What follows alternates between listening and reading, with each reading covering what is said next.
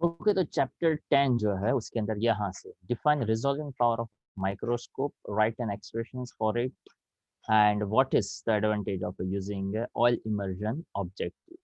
Okay, तो यहाँ पे ऐसा हमें समझना है कि सबसे पहले तो मतलब क्या होता है रिजॉल्विंग पावर ऑफ माइक्रोस्कोप। पहले तो ये पता होना चाहिए कि माइक्रोस्कोप और टेलीस्कोप में क्या डिफरेंस है। Yes, who will tell me micro telescope में बेसिक क्या डिफरेंस है? लेंसेज में। हाँ, बेसिक डिफरेंस क्या हो सकता है उसका? ऑब्जेक्टिव और आईपीस में डिफरेंस होता है। ओके, तो यहाँ पे हम उस बात का पॉइंट बता सकते हैं कि माइक्रोस्कोप और टेलीस्कोप में ऑब्जेक्टिव और आईपीएस है उसकी फोकल लेंथ अलग अलग होती है। तो हमने ऐसा याद रखने का ट्राई किया था कि टेलीस्कोप का ऑब्जेक्टिव का फोकल लेंथ बड़ा होता है ताकि हमें दूर से कोई ऑब्जेक्ट को उसको फोकस करके देखना है। तो वहां से पूरा का पूरा आइडिया क्लियर हो जाएगा। टेलीस्कोप के ऑब्जेक्टिव का फोकल लेंथ बड़ा, तो टेलीस्कोप के आईपीएस का फोकल लेंथ छोटा। टेलीस्कोप तो माइक्रोस्कोप की आईपीएस का फोकल लेंथ, माइक्रोस्कोप की फोकल लेंथ मतलब आईपीएस की फोकल लेंथ बड़ी है, तो ऑब्जेक्टिव की फोकल लेंथ कैसी होगी? छोटी। पहला तरीका बताया टेलीस्कोप में दूर से देखना है तो बड़ा फोकल लेंथ। यहाँ से भी आप ऐसा आइडिया लगा सकते हैं कि माइक्रोस्कोप में छोटी छोटी चीजों को देखना है। तो ऐसा याद रखने के लिए, हाँ, तो माइक्रोस्कोप को जब आप यूज करते हैं तो उसकी ऑब्जेक्टिव की फोकल लेंथ स्मॉल लीजिए। ऑब्जेक्टिव का फोकल लेंथ छोटा है तो आईपीएस का फोकल लेंथ बड़ा हो जाएगा। पहला पॉइंट। दूसरा, आप में से कितने लोगों ने माइक्रोस्कोप को फिजिकली देखा है, यूज किया हुआ है? यस अनिल? ओके, 2 3 4 लोग हैं। ओके, सर वो काफी है। ट्रैवलिंग माइक्रोस्कोप यूज तो किया है। देखिए, अगर आपने माइक्रो हाँ हाँ हाँ, ओके, ट्रैवलिंग माइक्रोस्कोप चलेगा, वो बायोलॉजी वाले यूज करते हैं वो माइक्रोस्कोप चलेगा। इन शॉर्ट माइक्रोस्कोप, ठीक है। तो अगर मान लो बायोलॉजी वाले जो ऑब्जर्वेशन के लिए माइक्रोस्कोप यूज करते हैं, अगर 11th में आपने कभी देखा हो, तो क्या ऐसा होता है कि आपने स्लाइड रखा और सीधा वो आपको ऑब्जर्वेशन मिलता ही है? तो नहीं, ऐसा तो नहीं होता है। वो स्लाइड रखनी पड़ती है, थोड़ा सा एडजस्टमेंट करना पड़ता है, अगर आपने ऐसा देखा हो तो। एडजस्टमेंट को हम यहाँ पे कहते हैं, उसको हमें फोकस करना पड़ता है। तो फोकस क्या करते हैं? क्योंकि हम वहाँ पे ऐसा ट्राई करते हैं कि हमें परफेक्ट उसका इमेज जो है वो देखने को मिले। उसी बात से लेकर ये पॉइंट आगे आपका बढ़ेगा, ध्यान से सुनते जाइएगा। आप सब लोगों ने वो सिंपल माइक्रोस्कोप देखा होगा। सिंपल माइक्रोस्कोप यानी क्या होता है पता है? पढ़ लिया हमने। एक convex lens. Lens. Simple convex lens. अगर कॉन्वेक्स लेंस से मैं अगर ऐसे हाथ की रेखाएं देखता हूँ up to some certain distance, वो धीरे धीरे धीरे धीरे बड़ा इमेज दिखेगा, राइट? पर अगर मान लो मैं ऐसा करते करते करते एकदम दूर से देखूं, तो कैसा इमेज दिखेगा? और बड़ा और बड़ा और बड़ा होता ही जाएगा, ब्लर हो जाएगा। ब्लर हो जाएगा। और ब्लर हो जाने से भी और दूर होते गए तो क्या होगा? Point size. शायद हमने देखा हो, शायद हमने ऐसा ना देखा हो, पर हमें ऐसा शायद लग सकता है कि वो इमेज थोड़ा छोटा छोटा होता जाएगा, या तो एकदम छोटा दिखेगा, या तो जैसा दिख रहा है वो बड़ा बड़ा बड़ा होते होते एक पॉइंट ऐसा हो जाएगा कि वहां पे वो ब्लर हो जाएगा। तो ऐसा हम समझे। तो एक पॉइंट ऐसा है जहां पे वो हमें क्लियर दिखना चाहिए। अब उसी से ये पूरा क्वेश्चन आगे बढ़ता है। ये दोनों क्वेश्चंस ऐसे आएंगे, resolving power of microscope and resolving power of telescope. Very interesting topic, ध्यान से सुनिए, मजेदार है। रिजॉल्विंग पावर ऑफ माइक्रोस्कोप का मतलब क्या? That is defined as reciprocal of the smallest distance between 2 point object at which they can be just resolved when they see through the microscope। अब इसको ध्यान से एक छोटे से एग्जांपल से समझा रहा हूँ, देखिएगा कि वैसे देखिए मैंने यहाँ पे एक छोटा सा ब्लैक डॉट बनाया, और उसके बाजू में मुझे तो पता चल रहा है कि मैंने यहाँ पे 2 डॉट बनाया है। अब आप आपकी स्क्रीन में मोबाइल के थ्रू है, लैपटॉप के थ्रू है, किसी के भी थ्रू देख रहे हैं, बट जस्ट एक ट्राई करिए कि आपका स्क्रीन और आपके बीच में हो सके उतना मैक्सिमम डिस्टेंस रखिए। तो क्या ऐसा कोई ऐसा एक स्पेसिफिक डिस्टेंस मिलेगा जहां पे आपको 2 डॉट, शायद 2 ना लगे, शायद 1 लगे, शायद। ओके, जितना दूर से आप देखोगे तो हो सकता है उन दोनों के बीच का डिस्टेंस आप आइडेंटिफाई नहीं कर पाओगे कि उसके बीच में डिस्टेंस है या डिस्टेंस नहीं है। ओके, अब वैसे तो मैंने यहाँ पे पेन से बनाया है तो भी काफी बड़ा ही हो जाता है, but here they are just talking about the smallest distance between any two point size object. अब सोचिए पॉइंट साइज ऑब्जेक्ट को माइक्रोस्कोप के थ्रू देखता और ऐसा एक स्पेसिफिक डिस्टेंस हो जाए, ऐसा एक मिनिमम डिस्टेंस। फॉर एग्जांपल यही दो डॉट को एकदम नजदीक से देखूंगा ना तो ऑफ कोर्स दो डॉट दिखेंगे ही दिखेंगे, पर हमें ऐसा एक स्पेसिफिक डिस्टेंस लेना है जहां से एक डिस्टेंस पे हो तो दो दिखते हैं और थोड़ा पीछे जाओ तो दो से क्या हो जाते हैं, एक हो जाता है। तो वो जो छोटे से छोटा डिस्टेंस है उसको कहा जाता है resolving power of microscope. Microscope ने क्या हेल्प किया एक छोटे से डिस्टेंस से कि हमें ये रिजॉल्व करके बताया कि यहाँ पे दो डॉट है, एक डॉट नहीं है। सो that is the use of microscope. Okay, अब उसको लेकर एक छोटी सी कंडीशंस आती है जो डायरेक्टली गिवन है, ध्यान से सुनिएगा। The smallest distance between the two point objects at which they can be just resolved। resolved होना मतलब दो नहीं है वो एक, सॉरी वो एक नहीं है वो दो है। ओके, हमें जैसे जनरली वो एक दिख रहा था पर एक स्पेसिफिक डिस्टेंस पे हमें वो दो दिखने लगे, मतलब एग्जैक्ट पता चल गया कि smallest distance between the two point objects eight which they can be just resolved.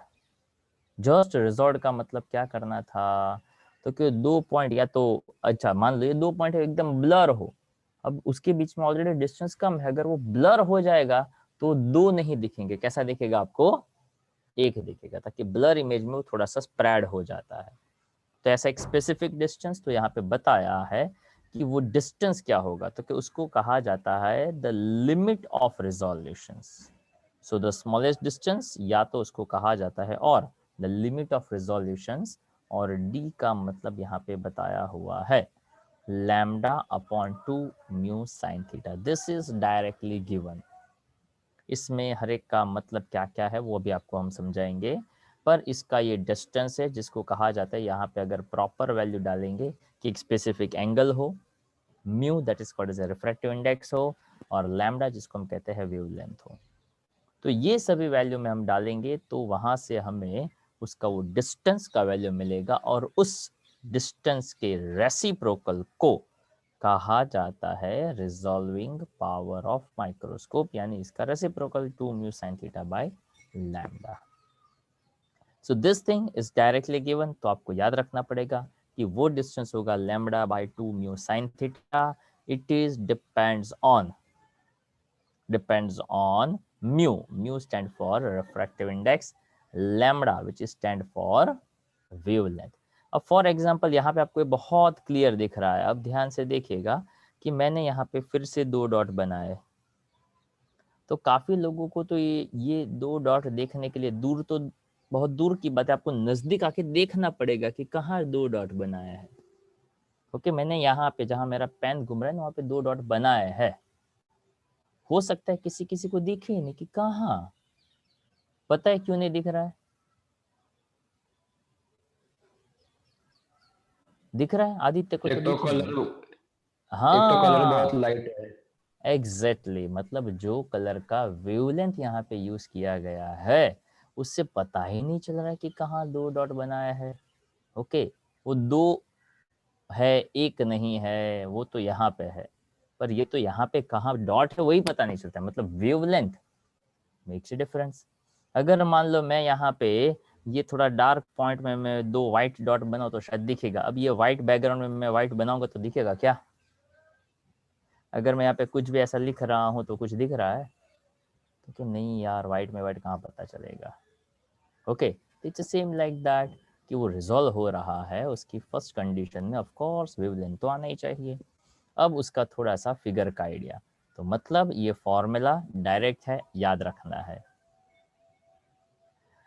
अब यहाँ पे जो माइक्रोस्कोप की बात करते हैं, सिंपल माइक्रोस्कोप, जैसे हम हाथ की रेखाएं को देखते हैं, फॉर एग्जाम्पल अगर मान लो मैं सिंपल फ्लोर है उसको मैग्नीफाइंग लेंस से देखूंगा तो क्या आपको वहाँ पे वो माइक्रो ऑर्गेनिजम्स जो होते हैं, छोटे छोटे जीव जंतु, क्या आपको दिख जाएंगे? That is called as a bacteria. दिखेंगे? नहीं दिखेंगे। ओके। जैसे वो ब्रेड का टुकड़ा होता है, उसके ऊपर वो फंगस हो जाती है, उसका स्ट्रक्चर अगर मैं मैग्नीफाइंग लेंस के थ्रू देखूंगा तो परफेक्ट दिखेगा? नहीं दिखेगा। ओके। अगर उसके वायरस है, उसके बैक्टीरिया, उसका अगर ऑब्जर्वेशन मुझे लेना है तो डेफिनेटली मुझे अच्छी क्वालिटी का माइक्रोस्कोप यूज करना पड़ेगा। Understand my point? तो वही चीज यहाँ पे समझाई कि एक सिंपल सा लेंस ले लो, यहाँ पे कोई ऑब्जेक्ट ले लो, तो एक परफेक्ट प्रॉपर एंगल बनेगा, तब जाकर हम उसको अच्छी तरह से ऑब्जर्व कर पाएंगे। Understand my point? Something like that कि क्या अगर ये टाइम पे आसमान में तारे हैं, हाँ या ना? कोई कहेगा हाँ, कोई कहेगा ना। क्यों? तो कि स्टेटमेंट जो अभी मैंने बोला उसमें शायद हाँ भी आए ना भी आए। तारे है तो के हाँ है तो सही। अगर मैं कहता हूँ दिखेंगे तो आप कहोगे नहीं वो नहीं दिखेंगे। क्यों नहीं दिखेंगे? तो कि जनरली उसका लाइट और डे लाइट दोनों मर्ज हो जाते हैं, दोनों एग्जैक्टली डिफरेंशिएट नहीं कर पाते हैं। सेम थिंग इज हियर कि जब आप दो पार्टिकल्स को नजदीक नजदीक को देखना चाहते हो तो एक स्पेसिफिक डिस्टेंस होगा तभी वो हमें क्लियरली यहाँ पे वो दिखेगा। Next, wavelength theta that is a half the angle cone of light from the each point. मतलब यहाँ पे कोई ऑब्जेक्ट और वहां से एक स्पेसिफिक एंगल बने तो आपको ये प्रॉपरली लाइट दिखे। That is the simple idea.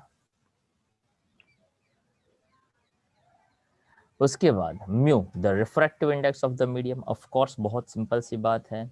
Okay हमारे और आपके बीच में मतलब जहाँ पे भी आप ऑब्जर्व करते हो वहाँ पे मीडियम कौन सा है वो ज़्यादा मैटर करता है। इट हैपन समटाइम्स, जैसे हम नहीं कहते हैं कि विंटर के टाइम पे सुबह सुबह फॉग ज़्यादा हो तो हमसे 50 फीट डिस्टेंस पे भी कोई हो तो भी अपने को दिखता नहीं है। मतलब हमारे और आपके बीच में जो मीडियम है, ओके, तो उस वजह से भी ये प्रॉपरली काम करे शायद ना भी करे। अब उसके हिसाब से यहाँ पे जो फॉर्मूला देखा उसके 2 पॉइंट बताए।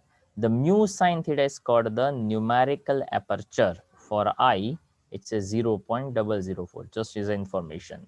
ये 1 मार्क का क्वेश्चन, मतलब कोई भी कॉम्पिटिटिव एग्जाम वगैरह में भी काम में आ सकता है शायद। The smaller the limit of resolution, the greater will be the resolving power. अब इसको ध्यान से सुनिएगा और समझने का ट्राई करिएगा। रेसिप्रोकल ऑफ, वैसे यहाँ पे आप देखोगे ना तो ये फॉर्मूला से भी पता चल जाएगा। रिजॉल्विंग पावर यहाँ पे डी इन डिनोमिनेटर में है, मतलब डी से of course resolving power inverse relation में हो गया। तो जितना डी छोटा उतना रिजॉल्विंग पावर बड़ा, जितना म्यू साइन थीटा बड़ा उतना ही रिजॉल्विंग पावर बड़ा। इसलिए यहाँ पे म्यू साइन थीटा को नाम दिया हुआ है न्यूमेरिकल एपर्चर। एपर्चर यानी कितना वो स्प्रेड होकर आपको क्लियर कट दिखता है, that's it. And the resolving power of microscope increases when an oil of a high refractive index is used between the object and the objective of the microscope. Okay, अगर आपने कहीं observe किया हो तो जो slide हम रखते हैं या तो जो कवर स्लिप होती है, ओके, तो स्लाइड के ऊपर कवर स्लिप लगाते हैं तो बीच में एक लिक्विड हम रखते हैं। ओके, अगर कभी आपने 11th में ऐसा एक्सपेरिमेंट किया हो तो वहाँ पे जो हम लिक्विड रखते हैं, यहाँ पे बताया हुआ कि ऑयल इमर्जन एक वर्ड यूज किया हुआ था, तो क्या वहाँ पे वो ऑयल होगा ना तो उसका रिफ्रैक्टिव इंडेक्स ज़्यादा होता है, ऑप्टिकल रिफ्रैक्टिव इंडेक्स। तो उस वजह से वो आपको थोड़ा सा और बड़ा अच्छी तरह से दिख सकता है। That is the basic idea. तो उस हिसाब से यहाँ पे जितना दिया था डी वाला फॉर्मूला λ/2 म्यू साइन थीटा, वो एक एडिशनल पोर्शन यहाँ पे बन रहा था।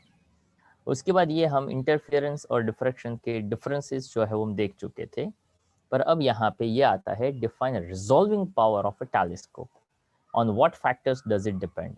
अब यही चीज को आप मतलब जो माइक्रोस्कोप में मैंने यहाँ पे 2 डॉट बनाकर दिखाए थे, जस्ट इमेजिन दैट कि आप रात को कोई एक कोने में बहुत ज्यादा स्टार्स आप देख रहे हैं। मान लो आप उसको नेकेड आई से देखोगे, नॉर्मल आंखों से अगर आप देखोगे तो यू फाइंड इट कि वहां पे एक तारा है, स्टार है। But when you observe through telescope you find it कि जहां पे आप देख रहे थे उसके आजू बाजू और ढेर सारे स्टार्स है, पर वो हमें दिख ही नहीं रहे थे। तो same thing you can apply here.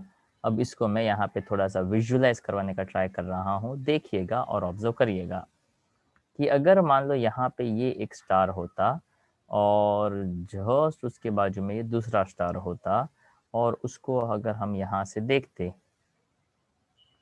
तो हो सकता है कि हमारी आंखों को कोई दो नहीं पर एक ही इमेज दिख रहा हो। मतलब क्या, तो कि हमें एग्जैक्टली पता ना हो कि वो दो स्टार है कि एक स्टार है, ताकि हमारे और स्टार के बीच में डिस्टेंस काफी बड़ा होता है। इस पॉइंट को ध्यान से समझिए और बस यहाँ पे वो वैल्यू डाल दीजिए। जैसे वहां पे डी का वैल्यू था, उसी तरह से यहाँ पे डी थीटा का वैल्यू है जो गिवन है। ध्यान से सुनिए, resolving power of telescope is what? The reciprocal of the smallest angular separation. अब इसी लाइन को आप दी गई रिजोल्विंग पावर ऑफ माइक्रोस्कोप की लाइन के साथ कंपेयर करेंगे तो भी काफी काम आसान हो सकता है। The reciprocal of the smallest angular separation between two distinct object whose images can be just resolved। अब ये जस्ट रिजॉल्व वाला कॉन्सेप्ट फिर से आप समझिए, दो बाजू बाजू में है, एक पॉइंट ऐसा आया कि आपको तो एक ही दिख रहा था, जस्ट एक पॉइंट आया जहां से पता चला कि वो कोई एक नहीं है पर क्या है, दो है। तो वो जो जस्ट पता चला ना, उसको कहते हैं वो जस्ट रिजॉल्व हुआ। And this smallest linear angular separation between the two distinct objects whose images can be just resolved, मतलब ऊपर वाली लाइन को रिपीट किया है, पर ये कहना चाहते हैं कि वो एंगुलर डिस्टेंस क्या होगा, या तो कह सकते हैं लिमिट ऑफ रिजोल्यूशन, पहले ऊपर भी वही नाम दिया था, 1.22 लैम्बडा बाय कैपिटल डी। यहाँ पे लैम्बडा का मतलब ऑफ कोर्स सेम रहेगा, पर यहाँ पे हमें कैपिटल डी का मतलब समझना है, ताकि यहाँ पे कैपिटल डी काम की चीज है। डी थीटा भी काम की चीज है, पर उसके भी यहाँ पे क्या वर्ड यूज किए गए हैं उसको आपको समझना पड़ेगा। अगर आप थोड़ा सा हल्का सा ऑब्जर्वेशन अपना रखते हैं, स्ट्रॉन्ग रखते हैं, तो यू कैन आइडेंटिफाई। ओके, इसके अभी जो वर्ड्स थे और यहाँ पे अभी वर्ड्स थे, देखो काफी सिमिलरिटीज है। Reciprocal of the smallest distance between two point object at which they can be just resolved. Reciprocal of D, that is known as the resolving power. Same to same चीज यहाँ पे भी आप notice कर सकते हैं। Reciprocal of the smallest angular separation, यहाँ पे वर्ड आता है एंगुलर सेपरेशन और वहां पे वर्ड आता था दो point size object, that is the difference. वहां पे भी था रेसिप्रोकल ऑफ स्मॉल डिस्टेंस, यहाँ पे भी ऐसा ही कुछ वर्ड है कि रेसिप्रोकल या द स्मॉलेस्ट लीनियर डिस्टेंस आ जाएगा, and then after reciprocal of that D theta ले लिया, तो देखो रिजॉल्विंग पावर ऑफ टेलीस्कोप क्या हो गया, रेसिप्रोकल ऑफ डी थीटा, मतलब 1 by D theta it is equals to D by 1.22 lambda. ये 1.22 कहाँ से आया, ये लैम्बडा बाय कैपिटल डी कहाँ से आया, तो कि उसका कोई डिटेलिंग दिया नहीं है, तो वैसे होता ही है भी, पर यहाँ पे नहीं है, तो उसकी डिस्कशंस की यहाँ पे कोई ज़रूरत नहीं बनती है। अब यहाँ पे उसके मतलब सुनिए और समझने का ट्राई करिए। लैम्बडा बहुत ही सिंपल सी बात है, the wavelength of light, clear है। Capital D, the diameter of the telescope objective, मतलब टेलीस्कोप कितना बड़ा है और उसका डायामीटर क्या है। अब ध्यान से सुनिएगा, जितना डायामीटर बड़ा उतना ये एंगुलर सेपरेशन कैसा,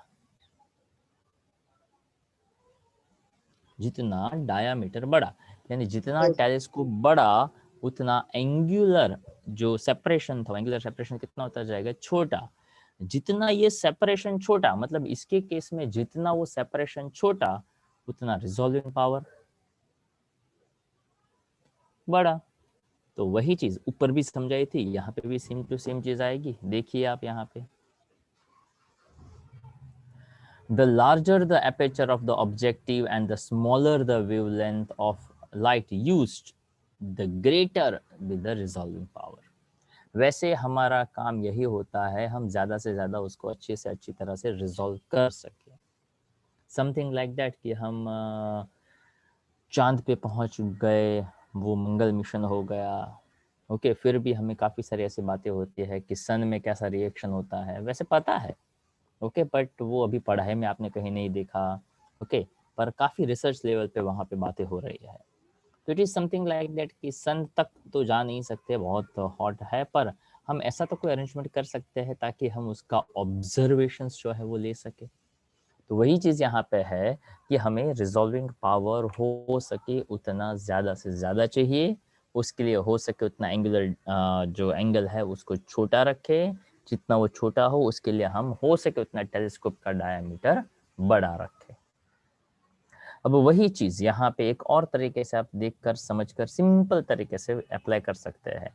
yes, anyone remember what is the angle formula जो आप पढ़ चुके हैं, एंगल वाला फॉर्मूला? Arc upon radius. बस, angle is equal to arc upon radius. और देखिए वो यहाँ पे बात खत्म भी हो जाएगी। कैसे? ध्यान से सुनिएगा, डेफिनेटली पता चल जाएगा। पहले इस फिगर को हल्का फुल्का सा समझने का ट्राई करिए। यहाँ पे ऐसा कहा गया है, एक पॉइंट बता रहा हूँ, ध्यान से देखिएगा। यहाँ पे कोई एक ऑब्जेक्ट रखा है, तो और ऑब्जेक्ट ये लेंस के थ्रू, मतलब ऐसा हम समझे कि ऑब्जेक्ट एक डिस्टेंस है, वहाँ से लाइट, पॉइंट साइज ऑब्जेक्ट है ऐसा समझिए, वहाँ से लाइट गया और वो पूरा का पूरा लेंस में से पास हुआ, ओके, लेंस के थ्रू निकला। कैपिटल डी एग्जैक्टली कहा जाता है ऑब्जेक्टिव का एपर्चर, यानी उसका डायमीटर, यानी लेंथ उसका जो है ना ऑब्जेक्टिव का, वो कितना बड़ा है, कितना बड़ा वो लेंस है। अब यहाँ से सभी रेज निकल रहे थे ऐसे कन्वर्ज होके, तो यहाँ पे एक इमेज देखने को मिला। अब ये वाला पोर्शन है ना, उसको आप कैसे विजुलाइज करेंगे? हाँ, जस्ट ऐसा आप सोचिए, अगर आपने कहीं देखा हो तो, कि कहीं पे लाइट चल रहा है, वो येलो बल्ब या टॉर्च लाइट चल रहा है, और ऐसे आपने वॉल के ऊपर आपके हाथ ऐसा रखकर आपने ऐसा टॉर्च मारा, तो कहाँ कहाँ पे टॉर्च का येलो कलर का लाइट दिखेगा? ध्यान से क्वेश्चन को सुनिए। मैंने हाथ ऐसे रखा, थोड़ा दूर, टॉर्च ऑन किया, तो कौन से पोर्शन में आपको येलो कलर का लाइट दिखेगा? या तो ऐसा हाथ के सोचिए। अलावा। यस, वहां पे आपको हाथ के अलावा हर जगह पे येलो लाइट है वो दिखेगा। अब जहां पे आपका हाथ है वहां पे क्या होगा? क्योंकि जहां पे हाथ है वहां पे आप उसको क्लियरली नहीं देख पाते हो, मतलब वहां पे हम ऐसा समझ रहे हैं कि ये हाथ वाले पोर्शन ने उस लाइट को क्या कर दिया? ब्लॉक कर दिया। समझ रहे हो ऐसे कुछ कुछ बातें? अगर वो ब्लॉक कर दिया हुआ है तो वही चीज़ यहाँ पे ऐसा है। फॉर एग्जाम्पल ये वाइट का बैकग्राउंड में पकड़ लो और मैं ऐसा ड्रॉ करूँ, तो ऐसा समझा जाता है कि यहाँ पे जहाँ वाइट कलर है वहाँ पे लाइट का इफेक्ट है। ये ब्लैक कलर आ गया, मतलब उसमें से लाइट एब्जॉर्ब हो गया, मतलब वहाँ पे अब लाइट नहीं है। यहाँ फिर से ये ब्लैक कलर की लाइन, यानी फिर से ये जो रिमेनिंग पोर्शन है वहाँ पे लाइट का शेडो, लाइट का इफेक्ट है। ब्लैक कलर की लाइन है, वहाँ पे लाइट का इफेक्ट नहीं है। अब ये जो फिगर है ना, उसको आप ऐसा समझ सकते हैं, शायद हमने इसी चैप्टर में ऐसा दिखाया था कि ब्राइट डार्क, ब्राइट डार्क, मतलब bright fringe dark fringe, bright fringe dark fringe, आपने देखा होगा ऐसा। तो उसके हिसाब से सेंटर पे आपको ब्राइट स्पॉट देखने को मिलता है। इसके बाद ब्राइट स्पॉट यहाँ पे देखने को मिलता है, या तो ये जो पूरा बैंड है उसको ऐसा समझा जा सकता है, ये वाला पोर्शन जिसको कहते हैं सेंट्रल मैक्सिमम, उसके बाद सेंट्रल मैक्सिमम यानी वहाँ पे लाइट है, उसके तुरंत बाद वहाँ पे लाइट नहीं होगी। तो जिस पोर्शन में लाइट नहीं है उसको कहा जाता है फर्स्ट मिनिमा। याद करिए, शायद ग्राफ से कुछ याद आ जाए।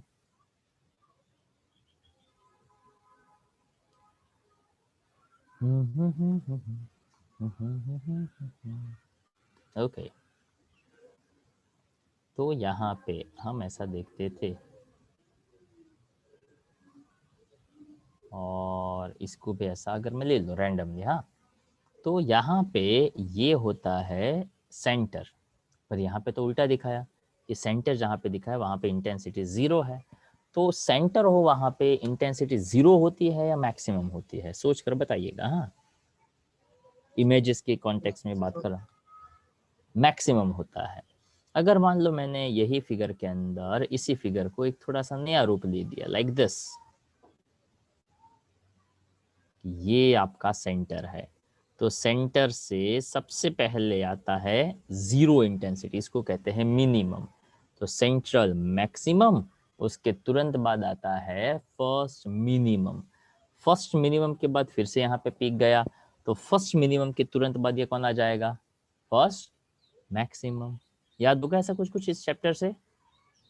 तो Yes. ये आपको समझने में ज्यादा आसानी रहेंगे। That is my simple point. कि अगर मैं ऐसा कहता हूँ कि ये एंगुलर विड्थ है, तो क्या आपको ऐसा लग रहा है कि यहाँ से ये वाला पोर्शन एंगल बना?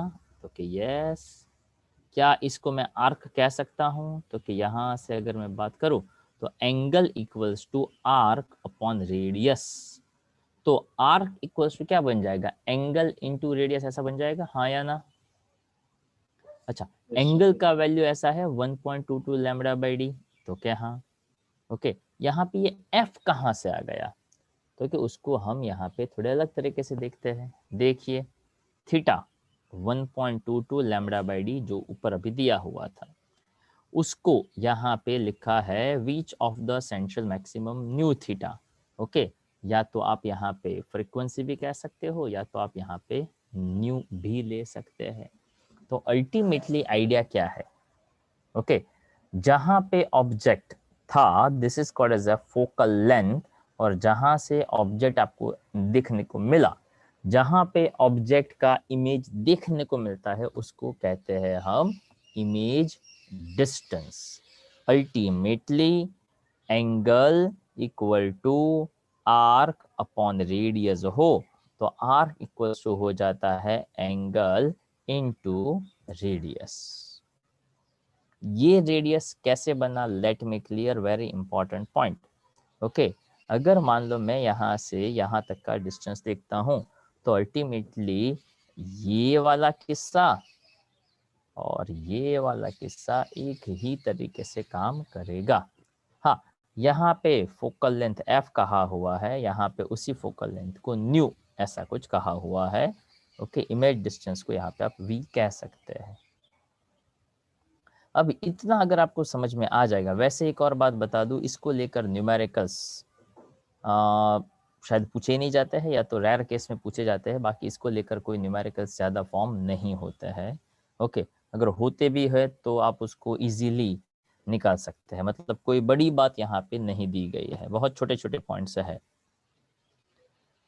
अब वही 1.22 lambda by D V by M, ये वी बाय एम कहाँ से आ गया? तो कि छोटा सा आइडिया लगाइए, मैग्निफिकेशन का फॉर्मूला v बाई यू था, if you remember it. v क्या हुआ करता था? Image distance. Image u distance. क्या हुआ करता था? Object distance. ओके, तो उसी के हिसाब से अगर मैं v बाय एम ले लूँ, तो इसको आप ऑब्जेक्ट डिस्टेंस कह सकते थे। ओके, और यहाँ पे इसी चीज को, यही तरीके को एक अलग तरीके से रखा है। देखिए यहाँ पे m is equals to V by U की बजाय लिखा हुआ है m is equals to V by F. क्यों लिखा है v बाई एफ? तो कि थोड़ा सा आइडिया लगाइए, f का और u का सेम पोजीशन हुआ, मतलब यहाँ पे Infinite ऑब्जेक्ट race. कितने, हाँ, ऑब्जेक्ट कितने डिस्टेंस पे रखा हुआ है? तो कि ऑब्जेक्ट यहाँ पे फोकल लेंथ पे रखा हुआ है, तो वहां से f को सब्जेक्ट बना दे तो v बाय एम लिख सकते थे, या तो v बाय एम की जगह पे f लिख सकते थे, one in the same thing. अब यहाँ पे जो ऐसा पार्ट जा रहा था ना, उसको यहाँ पे समझाने का ट्राई किया हुआ है कि फ्रॉम द फिगर ये 2 by F is equals to tan beta है, उसको मैं थोड़ा अलग तरीके से समझाता हूँ, ध्यान से सुनिएगा।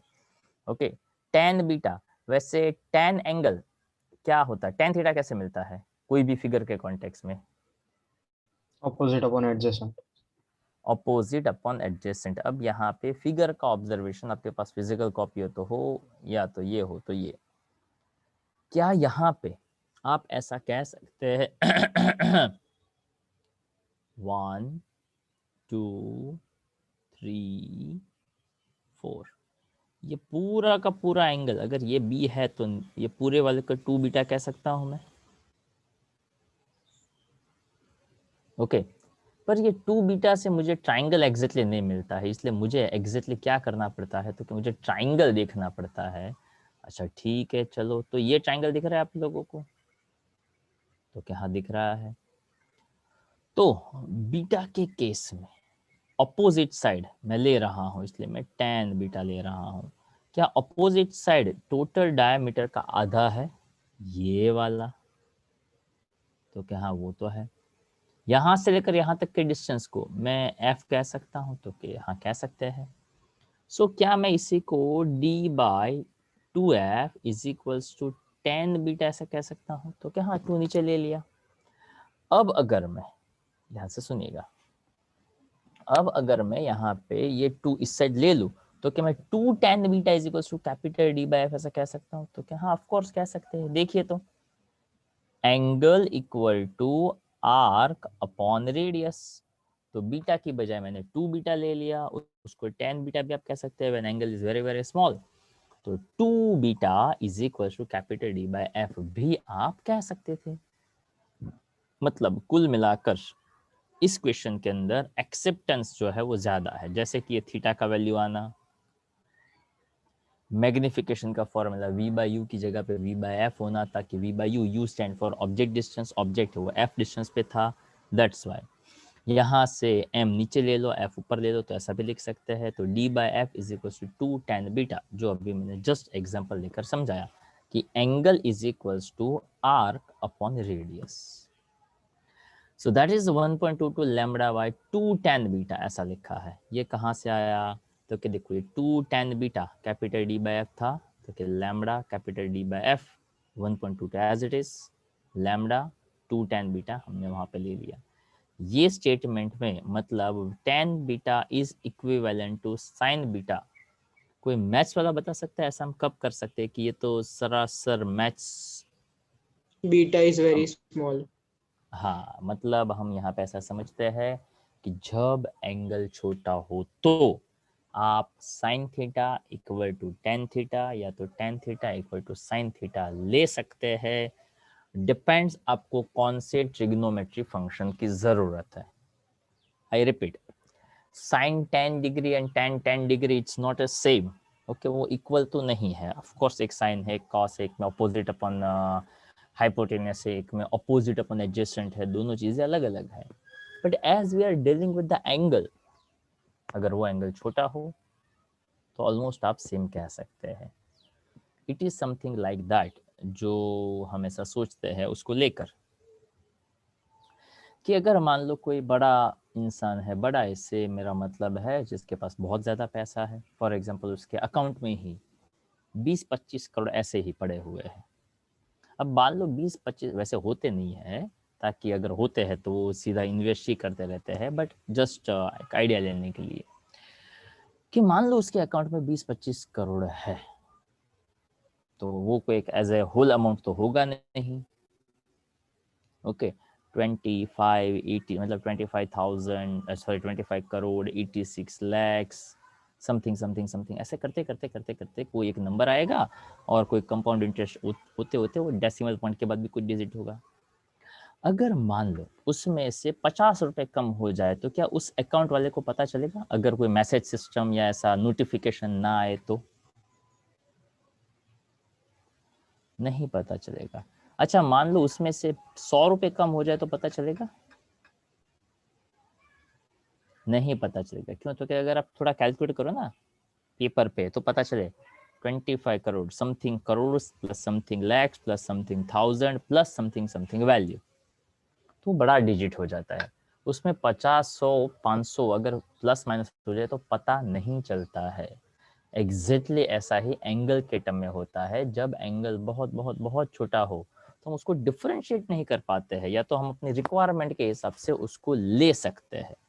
यहाँ पे ऐसी रिक्वायरमेंट क्या है, तो क्या रिक्वायरमेंट ये है कि हमें tan बीटा की जगह पे sin बीटा के फॉर्म में आंसर लिखना था, ताकि ऊपर भी एक फॉर्मूला था ना, वो sin theta mu sin theta याद करिए, ऐसा कुछ कुछ था, तो हम यहाँ पे sin के फॉर्मेट में लिखना चाहते थे। यहाँ पे एन भी रिफ्रैक्टिव इंडेक्स को रिप्रेजेंट करता था, जो माइक्रोस्कोप के केस में म्यू प्रेजेंट करता था। अच्छा, यहाँ पे एन वहाँ पे म्यू, क्यों? बस ऐसे ही, कोई रीजन नहीं है। So 1.22 lambda by 2n sin beta reciprocal of dm. Okay, that's a resolving power of microscope, नहीं पर resolving power of telescope कह सकते हैं। तो यहाँ पे वर्ड माइक्रोस्कोप नहीं पर टेलीस्कोप होना चाहिए। ओके, ताकि यहाँ पे मुझे दिख रहा है कि हम टेलीस्कोप की नहीं, सॉरी माइक्रोस्कोप की, टेलीस्कोप की बात करें तो 2-3 जगह पे, यहाँ पे भी है microscope, it is increased resolving power of a telescope can be increased, यहाँ पे भी माइक्रोस्कोप है। ओके, तो यहाँ पे इन कुछ कुछ जगहों पे माइक्रोस्कोप की बजाय टेलीस्कोप वर्ड होना चाहिए। ओके, जैसे वहाँ पे भी एक वर्ड था न्यूमेरिकल एपर्चर, वैसा ही यहाँ पे वर्ड है। इसको एन साइन बीटा कहा है। अगर मान लो इस एन की बजाय में म्यू कर दो और बीटा को एक एंगल ही होता तो वो हो जाता है म्यू साइन थीटा। जो रिजोल्विंग पावर ऑफ माइक्रोस्कोप के अंदर था, सेम टू सेम वैल्यू यहाँ पे भी आ रहा है। ओके, तो मैंने यहाँ पे समझाने का ट्राई किया थोड़ा सा। अगर आपके पास टाइम रहता है और एक आध बार अगर आप देख लेंगे तो आई एम 100% श्योर कि वो आपको याद रहेगा रहेगा और जरूर रहेगा। ओके, चलो, आप में से गॉगल्स अगर आप पहनते हो, ओके, ग्लासेस थोड़े अच्छे वाले, and generally if you are using, okay, जिन जिन लोगों के वीडियो बंद है या तो वीडियो ऑन रखिए या तो प्लीज मीटिंग को लीव करिए। Okay, not compulsory to attend this meeting. Okay, so if you are here, या तो अपना वीडियो ऑन रखिए या तो दैट्स ओके, आप बाद में देख लीजिएगा। चलो, अगर आप में से कोई गॉगल्स पहनता है तो उसके अलग अलग टाइप में एक टाइप आता है जिसको कहते हैं पोलरॉइड ग्लासेस। क्या कभी ने नाम सुना है पोलरॉइड ग्लासेस? अगर सुना है तो उसमें क्या डिफरेंट होता है वो कोई बता सकता है? Yes, anyone? गॉगल्स अच्छी क्वालिटी के हो ना तो उसको पोलरॉइड ग्लासेस। अच्छा, कभी आप चश्मे बनवाने के लिए कभी गए हो या तो कहीं पे आपने गॉगल्स लेने के लिए गए हो ना, तो आपको दिखाता है, या तो कभी इन फ्यूचर कभी आप जाओ तो आप पूछिएगा कि क्या आपके पास पॉलराइड ग्लासेस है, तो वो कहेंगे हाँ। और जब आपको कहेंगे लीजिए पहनिए और ये वाला स्टिकर देखिए, जहाँ पे वो बताते हैं वहाँ पे एग्जैक्टली कहीं पे स्टिकर होता ही नहीं है। पर जब आप चश्मे पहनोगे तो आपको वहाँ पे वो स्टिकर दिखेगा, या तो कोई एक अलग इम्प्रेशन आपको देखने को मिलेगा। अब ये पॉलराइड क्या होता है? It's little bit like 3D movie देखा है आप लोगों ने? तो 3D मूवी बिना चश्मे के क्यों नहीं देख सकते? या तो वो जो चश्मा में पहनाया जाता है उस चश्मे में ऐसा तो क्या है? Any idea, any guesses? Multiple layers होती है उसमें। ओके, तो मल्टीपल लेयर्स यानी अगर हम ऐसा करें एक चश्मे के ऊपर दूसरा, दूसरे के ऊपर तीसरा, तीसरे के ऊपर चौथा, ऐसे 4-5 में अलग अलग गॉगल्स पहन लो तो क्या वो सेम इफेक्ट देगा?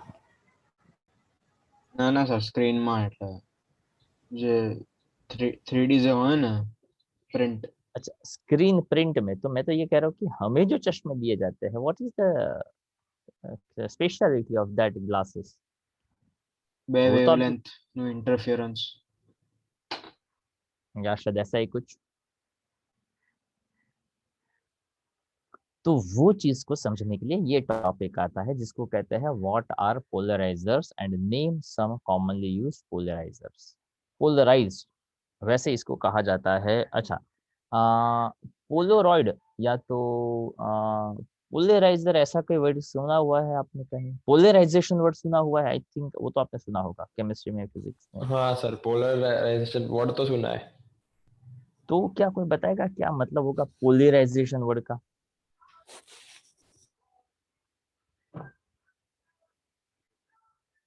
To get polarized, what do you mean by it? Sir उसमें जैसे दो एंड होते हैं, एक पॉजिटिव नेगेटिव, ऐसा कुछ। हम्म, पर क्या आगे?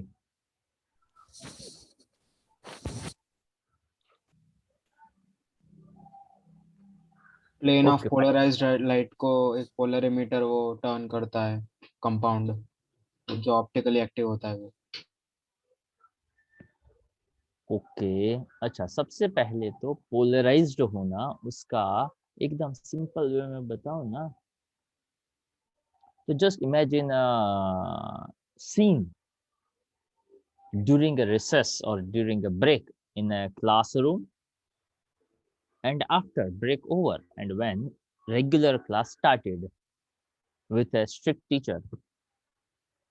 अगर ये दो सीन अगर आप इमेजिन कर सकते हो ना कि ब्रेक टाइम पे क्लास का एटमॉस्फेयर कैसा है, तो कि हर कोई इधर उधर घूम रहा है, हाँ या ना, कोई कहीं पे बैठा है, कोई कहीं पे बैठा है, बरोबर, शायद कोई बेंच पे भी बैठा है, कोई इधर उधर भी भाग रहा है, कोई आ रहा है, कोई जा रहा है, कोई ग्रुप बनाकर बैठा है, कोई अंदर खा रहा है, वगैरह वगैरह वगैरह। पर जैसे ब्रेक खत्म हुआ, कोई स्ट्रिक्ट टीचर का लेक्चर आ गया, तो भी वैसा एटमॉस्फेयर होगा कि थोड़ा अलग होगा? अलग होगा। क्या अलग होगा? कोई अपनी जगह से हिलेगा नहीं, मतलब वही अपना अरेंज होके बैठ जाएंगे। हाँ, अरेंज होके बैठ जाएंगे। अब उसी चीज़ को आप ऐसा समझिए कि मान लो आपकी स्कूल में एक स्पेसिफिक अरेंजमेंट है कि ये जो बेंचेस है वहाँ पे इसी तरह से एटमॉस्फेयर या तो इसी तरह से अरेंजमेंट में आपको बैठना है। So my point is that कि पोलराइज होना मतलब क्या, तो क्या आपके क्लास का प्रॉपर अरेंजमेंट है, मान लो कोएड स्कूल है और मान लो ऐसा अरेंजमेंट है कि ये पूरा जो लाइन है वहाँ पे गर्ल्स बैठेंगी, यहाँ पे पूरे बॉयज़ बैठेंगे, देन गर्ल्स देन बॉयज़, ऐसा कुछ अरेंजमेंट है। या तो मान लो ऐसा अरेंजमेंट है कि पहली बेंच में boys then girls boys girls boys girls, ऐसा अरेंजमेंट है।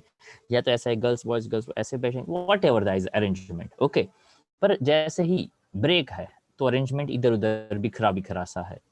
जैसे ही क्लास चालू हो गया तो आपका स्कूल का जो भी रूल्स रेगुलेशंस जो भी है उसके अरेंजमेंट के हिसाब से क्या होगा, तो कि जिसको जो प्लेस अलॉट किया गया है हर कोई वहीं पे बैठ जाएगा, हाँ या ना।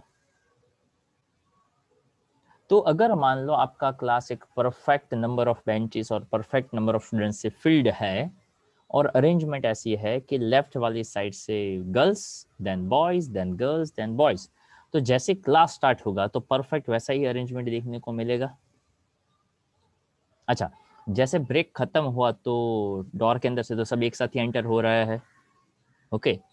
कोई कोई लाइन का है, कोई किसी लाइन का है, कोई कहीं से आ रहा है, पर फिर भी हर कोई अपनी अपनी जगह पे प्रॉपरली बैठ जाएगा। एम आई राइट और wrong?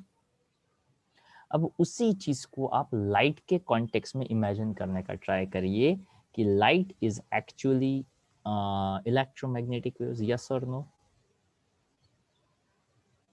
Suppose from the electromagnetic waves, if I just try to pull out some electric components, तो वहां पे क्या पास होगा?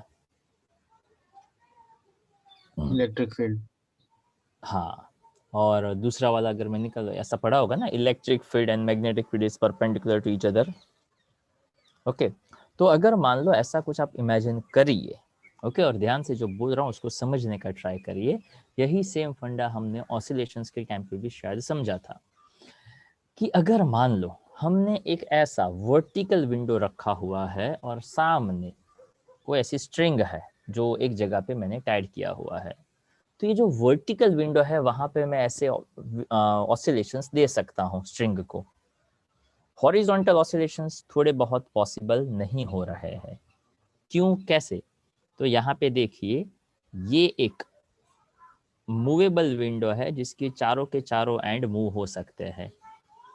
यहाँ पे मान लो एक आयन नेल है, मतलब इसको आप ऐसा इमेजिन करिए कि आयन नेल है और उसके बीच में एक विंडो है और मेरे हाथ में एक थ्रेड है। मैं इस केस में अप डाउन हर एक टाइप के ऑसिलेशंस हॉरिजॉन्टल भी और वर्टिकल दे सकता हूँ, तो क्या दे सकता हूँ।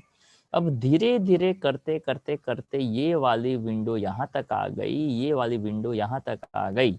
तो अब यहाँ से जो स्ट्रिंग आ रहा है उसमें कौन से टाइप के ऑसिलेशंस पॉसिबल होंगे, वर्टिकल या हॉरिजॉन्टल? मतलब विंडो धीरे Horizontal. धीरे ऐसा बंद होता गया तो क्या हाँ, अब ऐसे ही ऑसिलेशंस जाएंगे तो क्या हाँ। अब मान लो ऐसा करते करते और डिस्टेंस कम हो गया तो क्या होगा? ओनली ऑसिलेशंस हॉरिजॉन्टल में जाएंगे। अब मान लीजिए ये वर्टिकल वाला विंडो भी करते करते करते करते करते काफी नजदीक आने लगा। ओके, तो जैसे जैसे वो नजदीक आने लगा तो अब जो भी ऑसिलेशंस होगा ये स्क्वायर के अंदर फिक्स हो जाएगा। मान लो हमने ये स्क्वायर बहुत ही छोटा कर दिया या तो ऑलमोस्ट ऐसा क्लोज जैसा कर दिया, तो एक जगह से ऑसिलेशंस मैं दिए जा रहा हूं, पर ये विंडो को क्रॉस करने के बाद कोई ऑसिलेशंस आगे बढ़ेगा नहीं। Understand my point? तो अगर मान लो आप यहाँ पे ऐसा कह सकते हो आइदर हॉरिजॉन्ट, मतलब ऐसी विंडोज क्लोज करते जाएंगे तो कौन सा पॉसिबल होगा? वर्टिकल। अगर ऐसे विंडोज क्लोज करते जाएंगे तो कौन सा पॉसिबल होगा? हॉरिजॉन्टल। यानी जो भी उसका टोटल इंटेंसिटी था उसका आधा इंटेंसिटी कम हो जाएगा। That is the main point. Polaroid glasses जो यूज करते हैं तो उसका काम भी लाइट की इंटेंसिटी को मिनिमाइज करने का है। अगर आपने कभी क्रिकेट देखा हो तो क्रिकेट जो है वो, अगर मान लो इंटरनेशनल क्रिकेट है, वो धूप में खेला जा रहा है, बहुत ज़्यादा सनलाइट है, क्रिकेटर ने गॉगल्स पहने हुए, चश्मे पहने हुए, तो व्हाट इज द पर्पस? चश्मे क्यों पहने हुए है?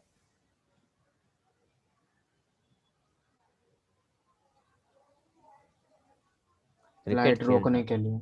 लाइट रोकने के लिए कि अगर मान लो ऊपर से कोई कैच आएगा या तो बॉल ऊपर जाएगा तो उसको अच्छी सही तरीके से दिखे। अब एग्जैक्टली जैसे चश्मे विराट कोहली ने पहने थे, आप कहीं पे ऑटो लिया आपने तो एग्जैक्टली ऑटो वाले ने भी वही चश्मे, वैसे ही चश्मे पहने थे।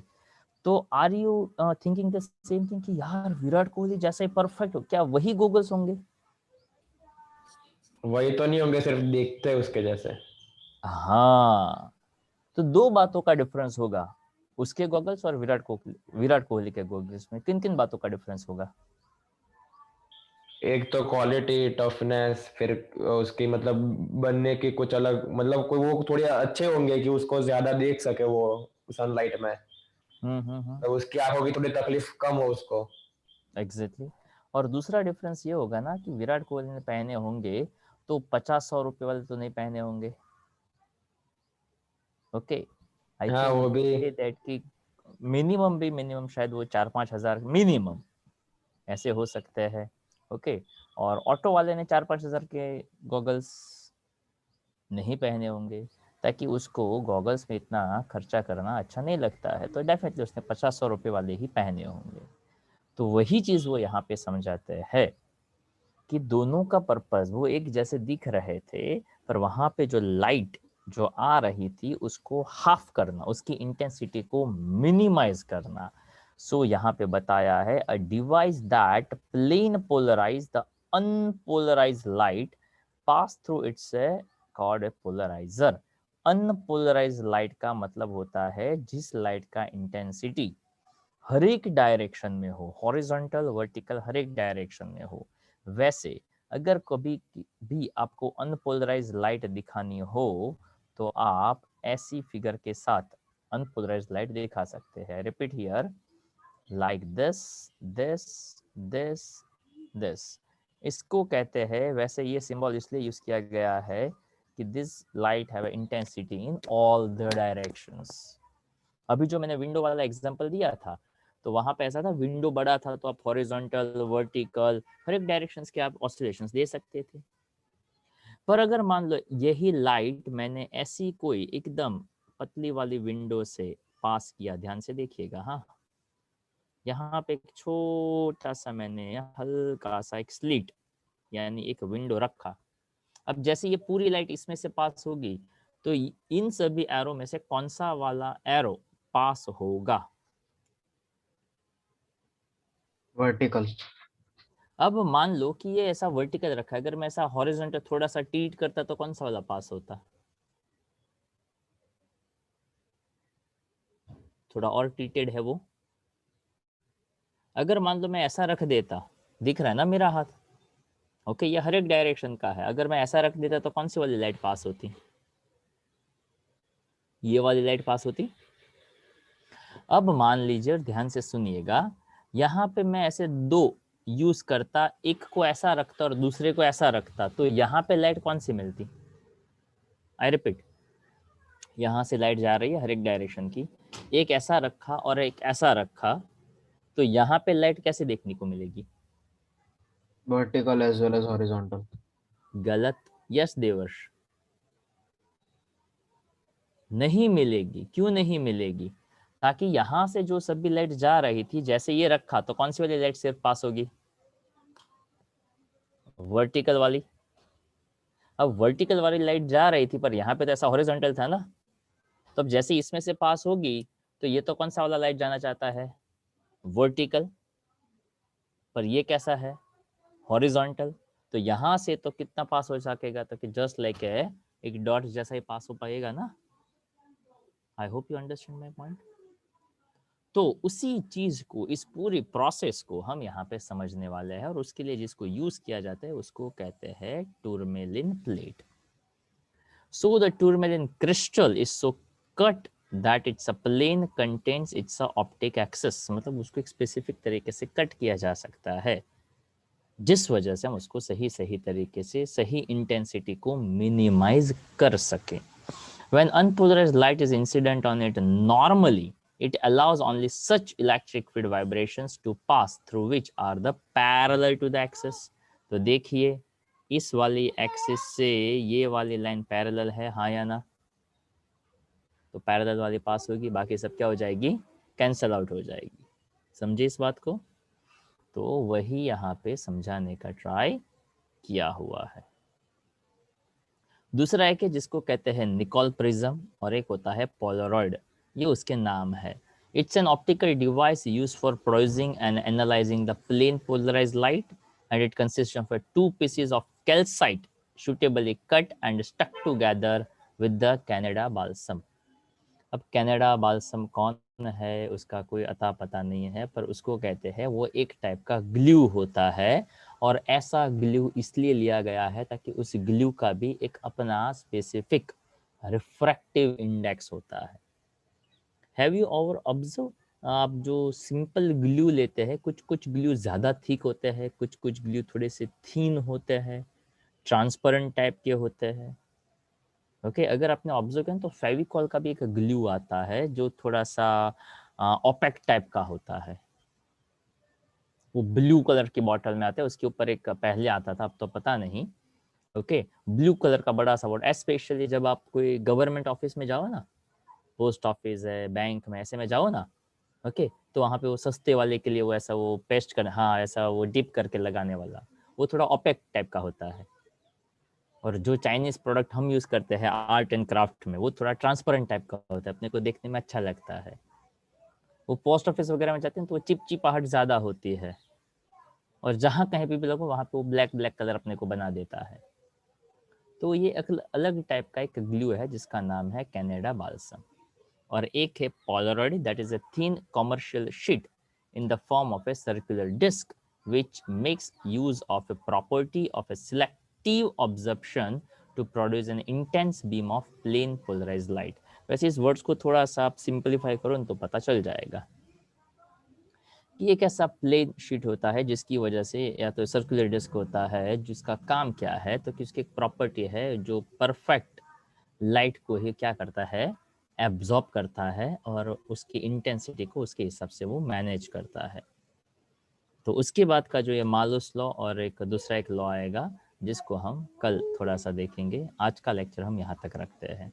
ओके पॉसिबल हो तो कल फिर से ज्वाइन करिए, तो बाकी का जो डिस्कशन है वो यहाँ पे इसका हम ख़त्म कर सके। ठीक है एवरीवन, और शेड्यूल जो है वो भी मैं आपको यहाँ पे बता देता हूँ किस हिसाब से आपको करना है। ठीक है।